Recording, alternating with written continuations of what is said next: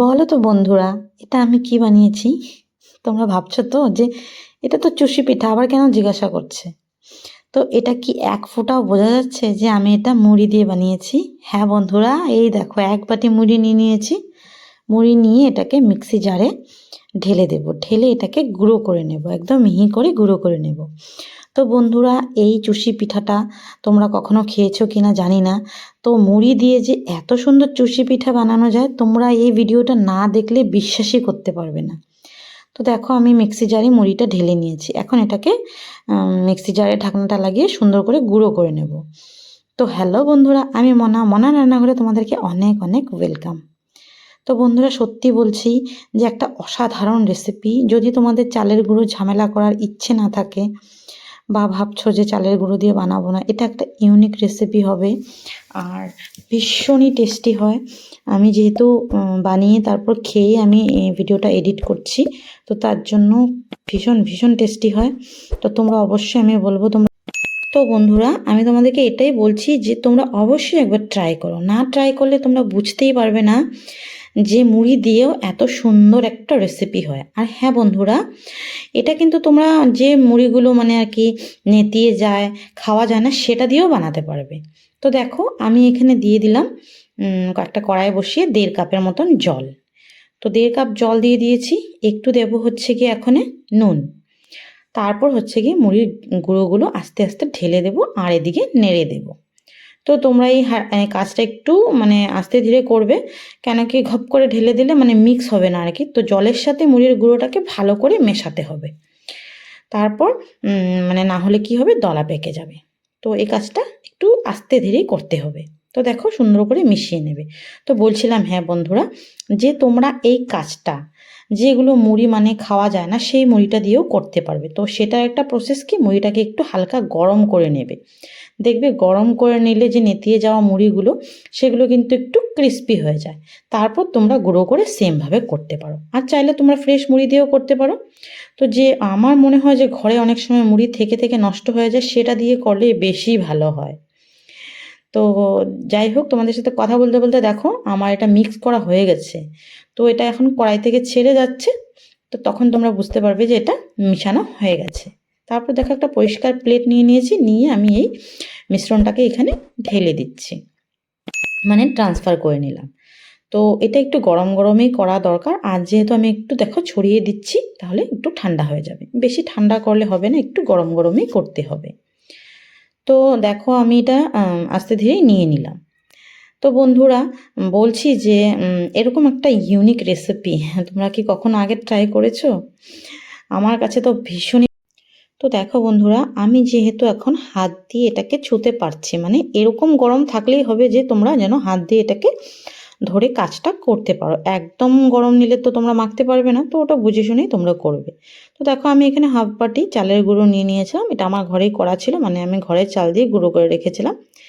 তো এখানে দিয়ে দিচ্ছি। এটা দিলে কি হবে বলো তো, বাইন্ডিংটা ভালো আসবে, সুন্দর হবে। একটা যে জিনিসটা আমরা তৈরি করছি এটা খুব সুন্দর হবে। মানে যখন আমরা গরম দুধে দেবো এটা ছেড়ে যাবে না। তো দেখো, আমি তোমরা বুঝে শুনে নেবে, তোমরা যেইটুকু মানে মুড়ির গুঁড়ো নেবে সেই হিসাবে নেবে। তো দেখো, আমি এখন হাফ বাটি দিয়েছি, লাগলে আরেকটু দিব, দিয়ে ভালো করে মিশিয়ে নেব আর কি। একটু গরম তো তার জন্য আর কি মানে হাতে লাগছে, তো আস্তে আস্তে আস্তেই করতে হবে কাজটা। হ্যাঁ, তো দেখো বন্ধুরা, গরম ধোঁয়া বেরোচ্ছে। তো আমি সেটাই বলছিলাম, তো আমার ভয়েসটা মিউট করতে হয়েছে, কেন কি ছেলে আমার টিভি দেখছিল, তো সেই সাউন্ডগুলো অ্যাড হয়ে গেছিলো এর জন্য। তো দেখো, আমি এটাকে মিক্স করে নিচ্ছি খুব ভালো করে। তারপরে যদি আমার মনে হচ্ছে যে আরও একটু চালের গুঁড়ো লাগবে, তো চালের গুঁড়ো আমি আরেকটু অ্যাড করে দেব। দেখো, আরও একটু অ্যাড করে দিলাম, দিয়ে আবার এটাকে খুব সুন্দর করে মিশিয়ে নেব। তো বন্ধুরা, তোমরা আমার ভিডিওটা কোথা থেকে দেখছো অবশ্যই একটা কমেন্ট করে জানাতে ভুলবে না। মানে আমিও তো জানতে পারবো যে আমার বন্ধুরা আমাকে কোথা থেকে দেখছে। তো দেখো, একটুখানি ঘি গলিয়ে রেখেছিলাম, ঘিটাও দিয়ে এটাকে খুব সুন্দর করে একটু মিক্স করে নেব। আর মিক্সটা একদম মসৃণ হতে হবে, সুন্দর হতে হবে, যেন ফাটল না থাকে। তাহলেই চুষি পিঠাগুলো খুব সুন্দর কাটা যাবে। তারপর দেখো, ঘি দিয়ে ভালো করে একটা ডো তৈরি করে নিয়েছি। যেভাবে আমরা আটা মাখি, মানে আটা রুটি করার জন্য আটা মাখি, সেরকমভাবে একটা ডো তৈরি করে নিয়েছি। তো ভীষণই একটা মজার রেসিপি হতে চলেছে বন্ধুরা। তোমরা একটুকু স্কিপ করবে না, ভিডিওটা পুরো দেখবে।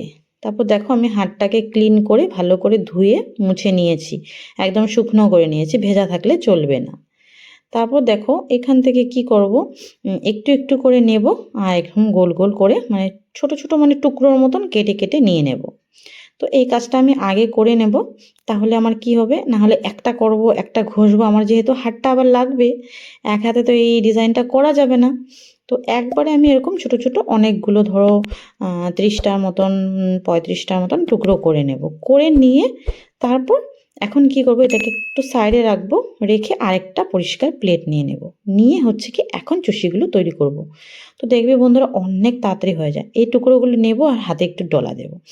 যখনই দেখবে তোমরা হাতে একটু লেগে ধরছে, তখনই তোমরা একটু শুকনো ময়দার গুঁড়া হাতে নিয়ে নেবে। তারপর দেখো ডলা দিয়ে দিলাম। আর হ্যাঁ বন্ধুরা, যদি শুকনো ময়দার গুঁড়া না থাকে তোমাদের কাছে, আরেকটা অপশন আছে, তোমরা শুকনো চালের গুঁড়াও নিয়ে নিতে পারো। তো দেখো এরকম শুধু ডলা দিলেই, মানে হাতের সাথে ডলা দেওয়ার সাথে সাথেই দেখো চুষি পিঠে তৈরি হয়ে যাচ্ছে। অনেক সুন্দর লাগছে। তোমরা চাইলে আরেকটু ছোট করতে পারো, তো আমি একটু বড় করেই করেছি। তো তোমাদের পছন্দ অনুযায়ী তোমরা করবে, যেরকম তোমাদের ভালো লাগে, ছোট হলে ছোট বানাবে, বড় হলে বড় বানাবে। তো দেখো একদম ইজি না?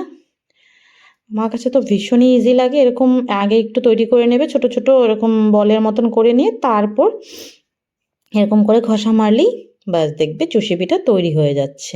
তো 1 মিনিটে মোটামুটি অনেকগুলো হয়ে যায়, 30 থেকে 35টার বেশি হয়ে যায়। তোমাদের বেশি না, 15-20 মিনিটের মধ্যে মানে চুষি পিঠাটা তৈরি হয়ে যাবে। কোনো টেনশন নেওয়ার দরকার নেই। দেখো শুধু হাতে ঘষা দিতে হবে।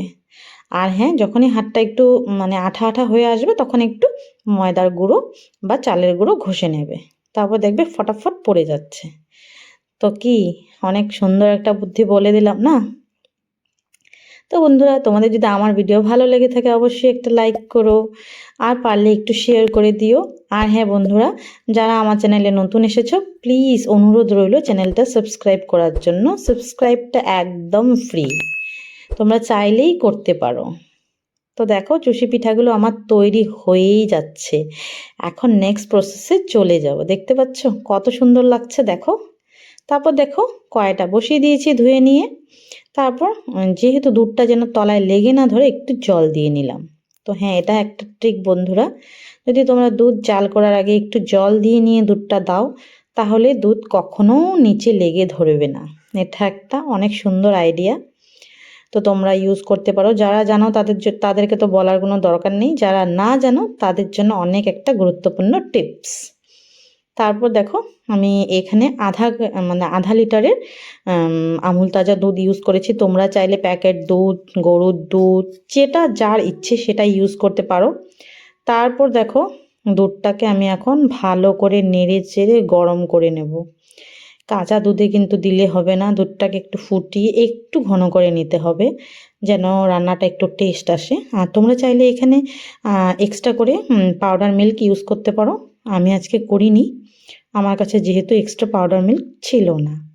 তো দেখো ভালো করে নেড়ে চেড়ে আমি দুধটাকে সুন্দর করে জাল করে নেব। মানে একটু যখন বলক আসবে, তো একটু শুকিয়ে আসবে, তখনই মানে বাকি কাজটা করব। তো এটা আমি এখন সুন্দর করে আর নাড়াতেই থাকতে হবে, দুধটাকে ছেড়ে দিলে চলবে না বন্ধুরা।